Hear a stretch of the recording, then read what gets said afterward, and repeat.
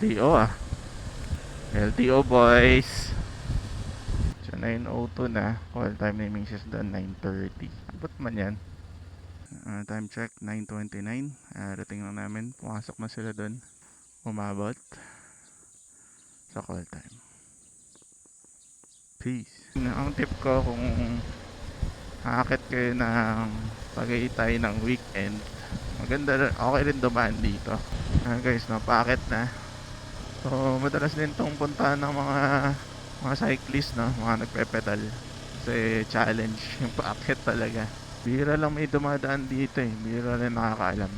Ayun, parang Baguio vibes dito, diba? Zigzag. Solid ng view dito.